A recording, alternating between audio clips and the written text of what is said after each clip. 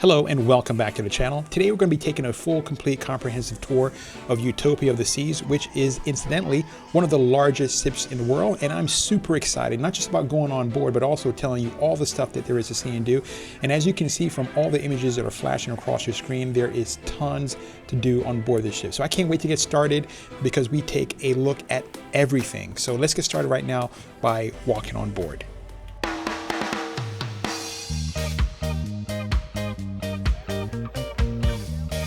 I boarded this ship in Port Canaveral, and from the time I walked out of my car until the time I stepped on board the ship was about maybe 35 minutes. So it was very smooth, easy, ran into no problems whatsoever.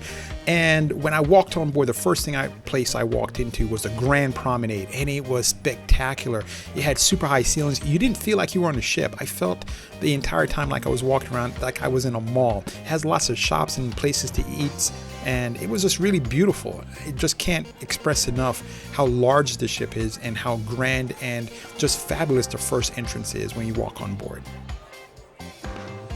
Now, just like every ship, the first thing they want to do is get you to your muster station.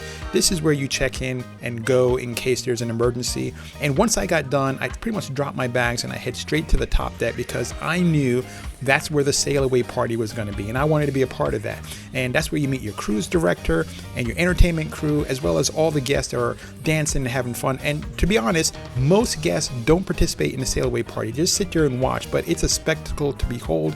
And I was kind of wondering how they were going to do it because it was such a large ship. I didn't think there was going to be like a space able to really hold the entire passenger. So they brought it upstairs to the pool deck, which is absolutely huge, and we'll talk about that later on in the program. So there's a huge monitor there that broadcasts what's happening, and you kind of feel like you're there, even though it's a huge space. And people were dancing, having a good time, and it was pretty nice and lively. So far so very good. The sail away party definitely is the place to go. Let's head on now to the main buffet. And eating is a big part of being on board a cruise ship. I love doing it, and I believe that most passengers love doing it too. Now, one thing to definitely look out for is on day one at the main buffet, they serve lobster. All you can eat lobster. Now, you can pick it up yourself. They have someone else serve it for you, but it's lobster. And it wasn't the best lobster I've ever had. However, it was pretty good. So definitely you want to look for lobster in the main buffet.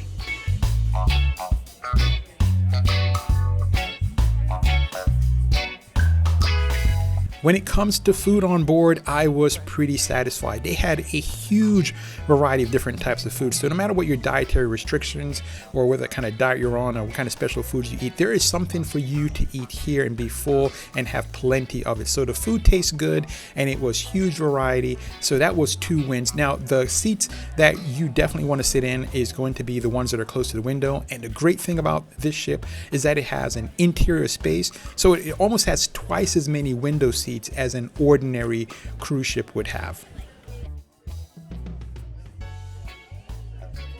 One of the standout features for me, at least for this ship, was the omelet station. You get a token, and after a few minutes after making your order, the token starts to vibrate and you walk back and you get your omelet. So normally you would order your omelet and you would sit there for a couple minutes on a traditional ship and wait for the omelet to arrive. However, this ship, you can go basically get your breakfast, sit down at your table. When the token starts going up, you give your token, they give you the omelet. So I thought that was a huge step in the right direction.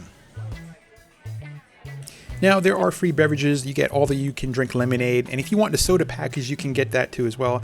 And there's alcohol available within the main dining room. They have their own little bar, and they also have a mobile bar. You can have as much tea as you can drink, and regular or decaf coffee is also included.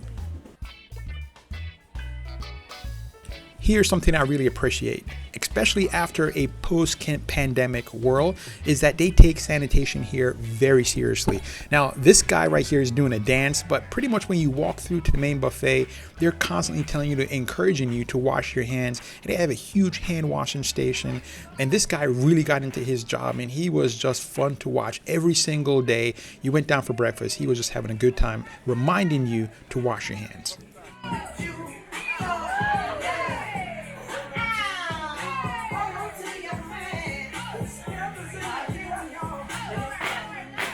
If you enjoy eating on board a cruise ship, then you are really going to enjoy Utopia of the Seas, because there's lots of places to eat, not just the main buffet. And I break it down into different categories. And the first category I want to talk about is restaurants that everything is included. And there are 3 of them. There's Sorrento's, and that serves pizza. And I want to point this out first because you can get pizza here pretty much late into the night. It's one of the few places that are open almost any time of the day or night. And then there is El Loco Fresh. They serve tacos and Mexican type food. And then there's Doghouse. They serve hot dogs. And these are places you go, you can eat for free, and there is no charge for anything on the menu.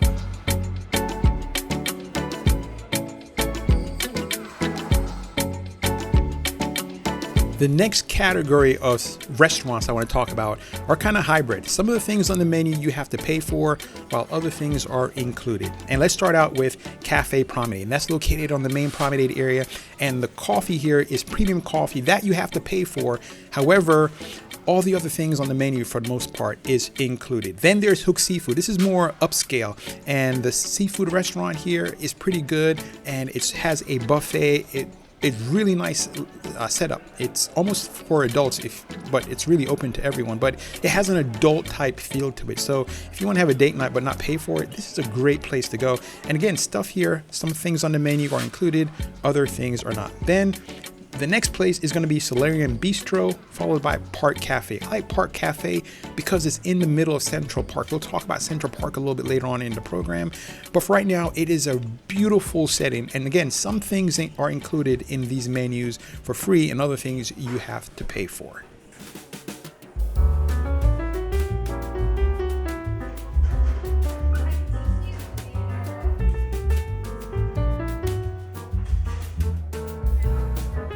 Now let's head on to the main dining room, which is called the main dining room. And there's just one main dining room on board. Some cruise ships break them up into different dining rooms, and I was kind of surprised. I thought there would be multiple dining rooms on board, but there's just one main dining room. Now here's what I recommend. If you want a window seat, definitely sort that out before you get on board. And if you wait until you get on board, definitely do it first thing, because it's a huge dining room. And once people get settled into sitting next to the window as a fixed type of experience, they're not going to want to change. And as you can see from the pictures that I'm showing you right now, it's a pretty nice dining experience.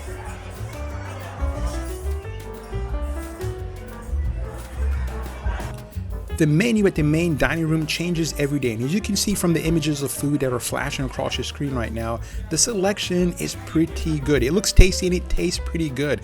It's a bit not as good as, say, some of the specialty restaurant, which we'll talk about in a little bit, but the selection here isn't bad at all. You're not going to be disappointed with the main dining room selections.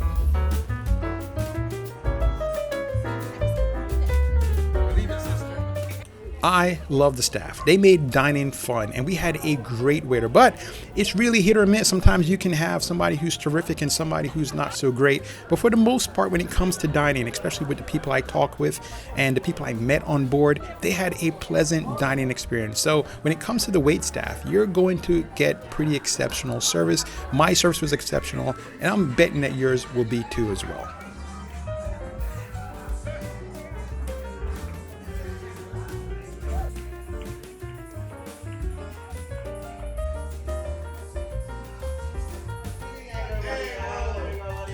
There are specialty restaurants on board as well, and at these restaurants, pretty much all the food there is an upcharge. So if you want to do this, here's what I recommend. Definitely get a package. If you want to go to a few of them, don't just go one a la carte.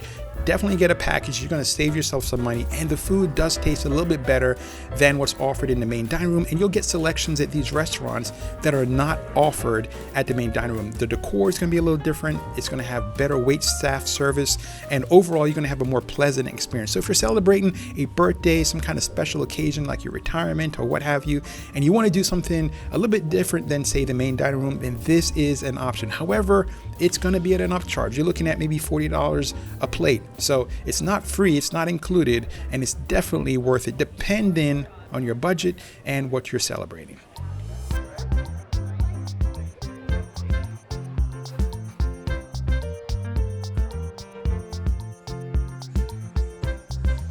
Okay, now that we're done with food, let's head on upstairs and head to the main pool. And one of the things I was concerned, well, not concerned, but more curious, is how they would do all the pools. And there is a lot of pool spaces on board. When you go up, there are two main pools that are opposite each other, and there's water slides as well as a kids play park and a splash park, and then there's entertainment that they provide on the pool deck, and there's tons of pool chairs, and it all happens with Central Park dead smack in the middle of it. So there's an open area in the middle of the pool space. There's bars, there's lots of things going on the pool deck, but it is a huge, massive space. This ship is large. If you don't like large ships, you're more than likely not going to enjoy your time on board this ship because it is huge and the pool spaces match the size of the ship. If you are traveling with kids, my pro tip to you is to sign the waiver form on day one, because if you don't, they will track you down in the middle of your vacation at the most inconvenient time and drag you back to the pool deck to do just that. There are outdoor showers on the pool deck, and if you're wondering whether or not it's fresh water or salt water, it is fresh water in the pool as well as in the whirlpools. If safety is a concern for you, there are life vests available at no charge for kids and adults, and there are lifeguards available on duty while the pool is in operation.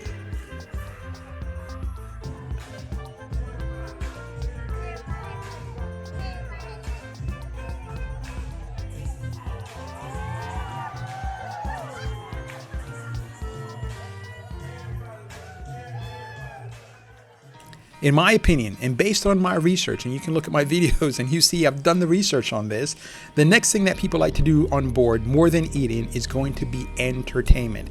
And there are lots of premium, really massive entertainment venues on board, and we're going to go through all of them. And the biggest of all is going to be in the main theater. And they have shows there that are Broadway style production, and these shows, in my opinion, are absolutely awesome. The singing is great. They have huge wall screens behind dancers that are dancing to choreographed music. It's absolutely fantastic. You will not be disappointed with the entertainment value of the shows that they put on.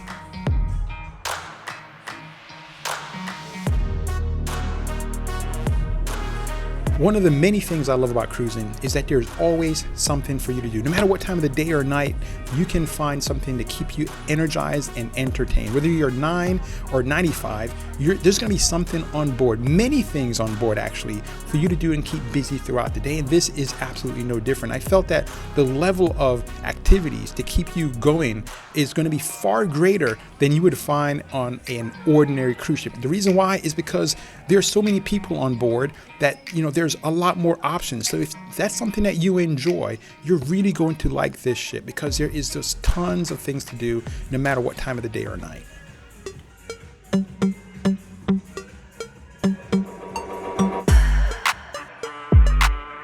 When it comes to entertainment, one of the things that cruise ships, and this ship is no different, does more than anything else when it comes to entertainment is going to be singing and performances. And there are lots of small bands and party areas where you can just really enjoy, really, in my opinion, exceptional musicians. There wasn't a bad act that I saw while I was on board. So the entertainment value, except for a DJ that I just thought was not very good, but other than that, the entertainment value of the various small bands is really exceptional.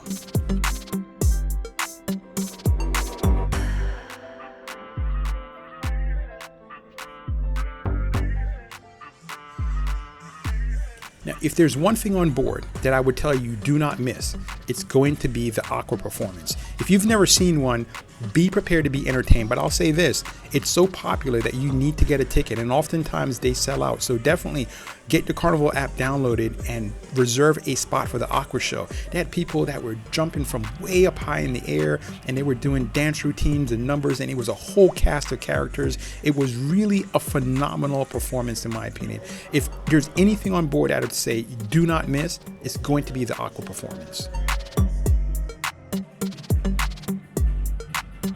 Believe it or not, there's an ice skating ring on board, and they do performances there as well as game shows. So definitely don't miss that performance. In my opinion, maybe not the best I've ever seen. I've seen actually better on smaller ships. However, it was still entertaining, so I wouldn't recommend you avoid it.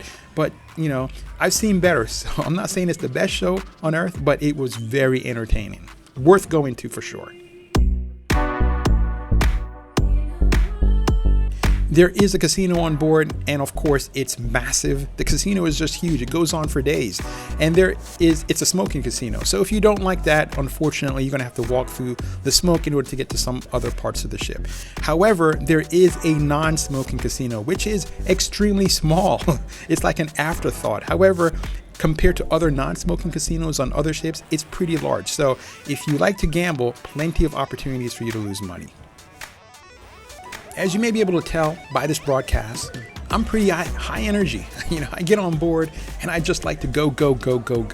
And this ship has a sports court, and there is tons of stuff to do on that particular level. And we're going to go through it. There's putt-putt golf, and there is soccer, as well as the all-time favorite, pickleball. People were bringing their own rackets. There was a little bit of a line, but they had so many pickleball courts that it really wasn't a problem whatsoever. There's a flow rider, which you can maybe do a safe, a wave surfing. That's what I'm looking for. The words I'm looking for is wave surfing. You can do that. There's also shuffleboard. We talked about pickleball. There's cornhole. There's a zip line, and all of the stuff I'm mentioning right now is absolutely free. There's seated soccer, table tennis, you name it. There is lots of stuff to keep you entertained on board. Now, at the back of the ship, you'll see something that looks kind of creepy like a bug. That's called Ultimate Abyss. And actually, it wasn't as good as I thought. It looks better than it actually was, but it's definitely worth doing. And all of the stuff I've told you just right now, nothing costs anything. So everything is free.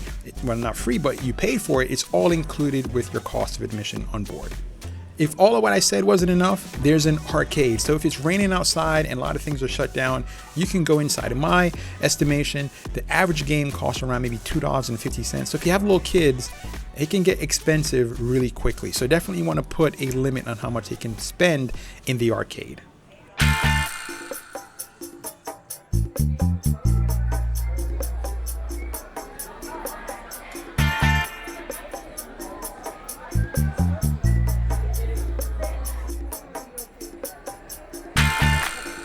Cruising is definitely not for everyone. And even those people who love to cruise maybe don't like staying on board a ship for long periods of time. And the good news is that no matter where you leave out of, the cruise will stop at a destination, probably several of them. So you get an opportunity to get off the ship. And in my opinion, you get a chance to experience a new culture, eat new food, see different people. You get to do something fun and interesting that you never get a chance to do at home.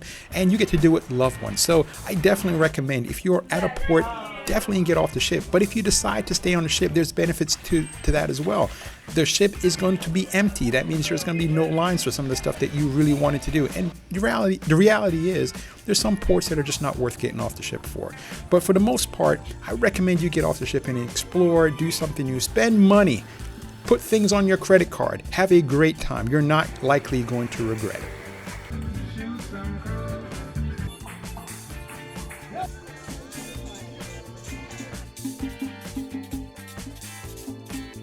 Now, there's two ways you can go about doing this. One is that you can do a ship excursion, and that means the ship organizes the whole thing, and if there's something wrong, they'll communicate back to the ship, and the ship will give you a lot more grace as far as getting back to port.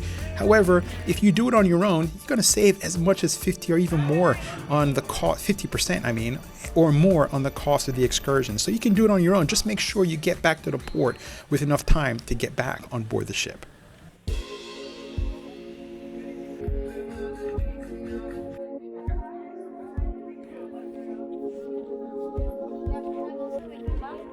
Now, I mentioned that I'm high energy, and that's not for everyone. My wife is not high energy. God knows why she married me. However, if you like to keep it nice and relaxed and cool and just look at vacation as not an opportunity to go climb Mount Everest, but look at it as a real opportunity to relax your body, there's a spa on board. And if you like to work out in the morning or anytime during the day for that matter, there's a well-equipped gym. the largest gym I have ever seen on sea. Maybe not the best decorated gym, but it has massive amounts of equipment inside for you to keep you energized, to burn some of that food off, and to keep you going. If you like fitness classes, there are those as well. You can sign up for them, and most of those are free and included. Also, there is a jogging track on board, the longest I've ever seen on board any cruise line anywhere. It's massive, so if you like to get some outdoor fun, it's on deck 5.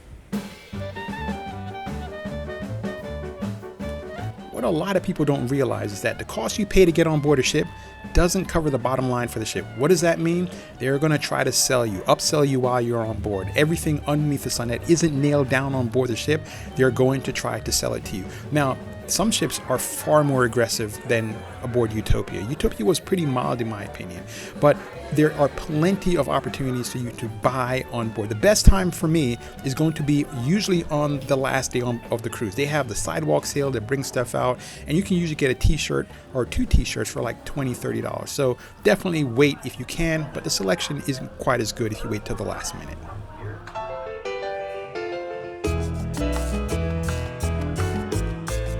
A big part of the fun for some on board is going to be the alcohol package. And this is the #1 markup for cruise lines. So you gotta be careful. You have to do the math. Is it worth it?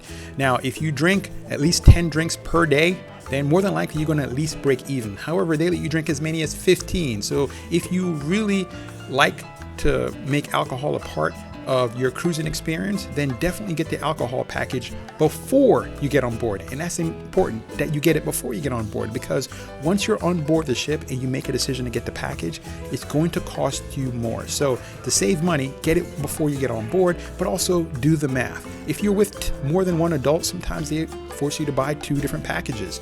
That means you have to realize that both of you have to drink enough to make it worth it.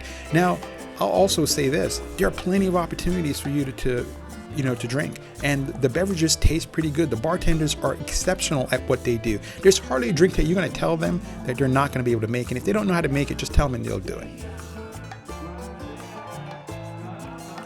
Something to keep in mind is that sometimes when you go to a private island or you go to one of the locations the ship is headed to, once you get off board, they may not allow your package to work. So you have to keep that in mind too, that there are days that you're not really going to be able to take full advantage of your alcohol package.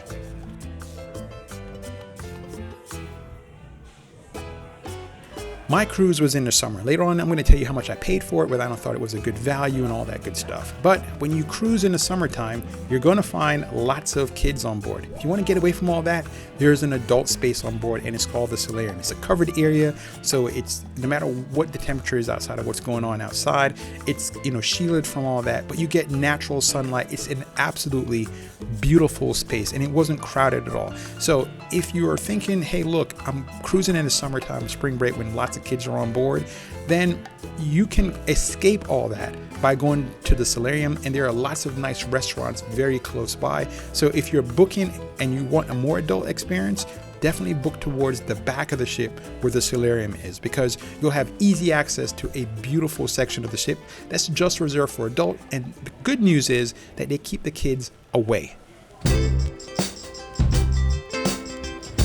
One of the big venues, and it's almost like an architectural marvel, is how they get this on board.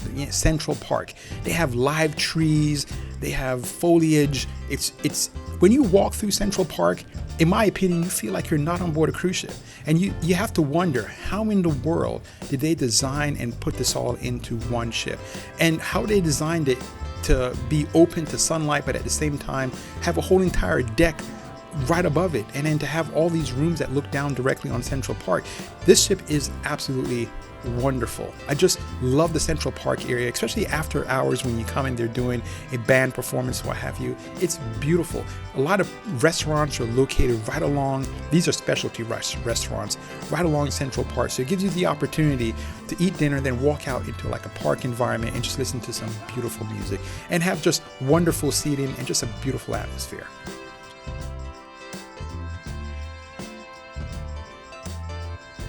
Something you want to keep in mind is that this is a family cruise ship, so you're going to find lots of kids on board, especially if you're sailing during the holidays or summer or during spring break. That being said, there are lots of things on board to entertain kids. They have their special kids clubs where it's just for kids. And here's what I recommend. Take them to the kids club. Even if they don't want to go or they don't think they'll enjoy it, they're going to meet kids their own age at the kids club, and they're going to form bonds and relationship with them. And if you do it early on in the ship, they'll be able to have a better time. Because my kids, I love hanging out with them, but they don't like always hanging out with me. So it gives them an opportunity to find kids their own age in the different clubs that they have on board that they will bond with, and they will have a great time together. The average American walks around 3,000 to 4,000 steps per day. It's appalling.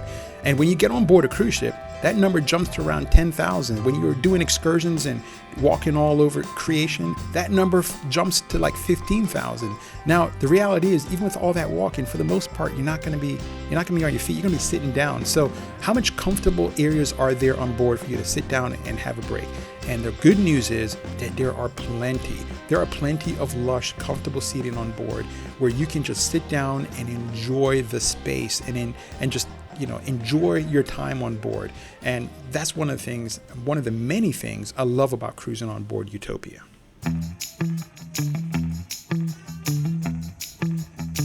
Let's now talk about mobility and getting around. If you're not able-bodied and you require a wheelchair or some kind of scooter, I would definitely not let that stop you from booking the ship. The only thing I would recommend you do is book a wheelchair accessible room.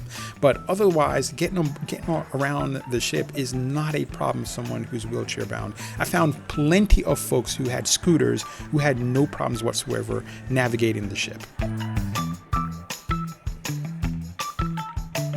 Now, the ship does have smart elevators, and a lot of people, for a lot of good reasons, don't like smart elevators. They don't feel they're efficient. However, I didn't hear a lot of people complain about the elevators on board. So something must have been better than, say, some of the other ships I've been on, where smart elevators are constantly a source of whining and griping.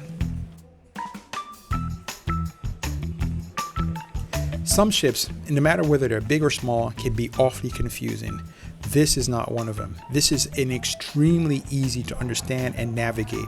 Also, if you run into problems trying to find places, there are lots of maps and different things on board to help you find where you're going. Now, one of the things I was disappointed with is that their electronic digital map wasn't a smart map. In other words, it just showed what the ship looked like. You couldn't press a button and learn more information, and it wasn't an organized schedule where you could find out what's going on at particular times. So that was not necessarily what I was hoping for. However, navigating the ship and finding your way around is absolutely not a problem.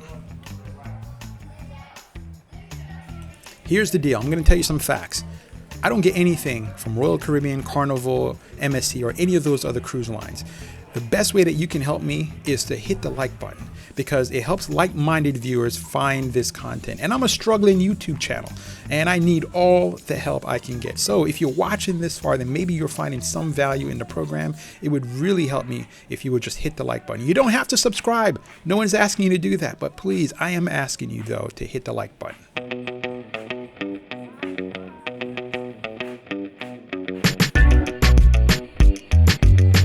There is internet on board. Internet is not the problem at all. There's plenty of bandwidth, or whatever you call it, to make the signal very strong. So the internet signal is strong, it works. I've used it. The internet's not the problem. The problem is paying for it. For the cost of 1 or 2 days, you'll pay as much as you do on land for a whole entire month. But if you get to a point where you have to work, or you have to do some type of thing that requires you to have an internet signal, you absolutely can do it. That is not an issue whatsoever. In a minute, we're going to get to the cabin tour, but for right now, here's a kind of glimpse of what you'll see, or who you'll see on board. There are going to be plenty of people over the age of 50. And the reason why is because they make up more than 50% of the cruising population. But if you go during the summer or holidays or spring break, you're not going to find as many older people, but you'll find families, couples, parents, friends, you name it, you'll find it. It's going to be a cross-section of people on land. And it will be mostly Americans. Most of the people who are on board, I would say upwards to 80 to 90% are Americans. It's not a big European crowd on board. For those of you familiar with my channel, you know I cruise a lot. Cruising is expensive for me, so I can't afford oftentimes to get, cabin that has a lot of bells and whistles. As far as how much I paid for this cruise, it was not inexpensive. Cruising on board Utopia is going to cost you more than an average ship. And the reason why, it's still relatively a new ship, and it's one of the second, at the time of this broadcast, it was the second largest ship in the entire world. People want to go on board the ship, and it has lots of things that you can do for absolutely free. So because of all that, and it's a popular ship, and it's well designed, and a lot of other reasons, you're going to end up paying more to cruise on this ship than you would another ship sailing at the same time, going at the same places. Now here's how much I paid. I paid $749 for 4 nights per person. So for me, that's pretty expensive, because I could have gotten something for $549 on a smaller ship. A lot of times on the internet, you'll see crazy behavior on board cruise ships. This was not one of them. It was very family. I didn't see really anything worth noting when it comes to violence or disorder or anything like that. So it was a pretty chill experience. There were security on board, but they were hardly noticeable. I really went out of my way to try to find them and just put a few of them on camera here. But the reality is, you're not going to find a lot of problems on board like you would other cruise lines. So here's what you can expect. First off, the staff service is going to be exceptional. I always have a good time with the staff members, joking with them, talking with them, and they did a phenomenal job keeping this ship looking in tip-top shape. It's not a new vessel, but it certainly looked like it. It didn't have a lot of signs of wear and tear at all. The ship is in fantastic condition, and the reason why is because the staff is cleaning it all out at all hours of the day and night. Now I'll say this about the staff. Most of them come from third world countries, very poor places around the world. They're away from their families for months at a time. They work 7 days a week non-stop without a day off, and they work very hard. I strongly recommend at the end of the cruise, you'll have an opportunity to tip them. I recommend you show the love there.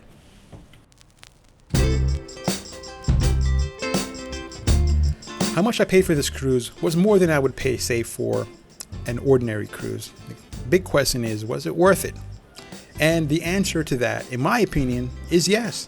If you now, it's a big ship, and there's lots of people on board. So if you like an intimate experience, you're probably not going to like this ship. Although it does have lots of places that you can go and have a quiet experience. But for the most part, it's a big ship. It has a lot that are going on all at the same time. And if that's not your vibe, then this is not going to be the ship for you. If you like to have tons of things to do, if you like to have a sense of adventure and exploration, and you just like bigger and feel bigger is better, then yes, it's going to be worth your money. For me, it was absolutely worth it. I would do this again in a heartbeat. I hope this video was helpful to you. Please like and subscribe, and thank you so much for watching.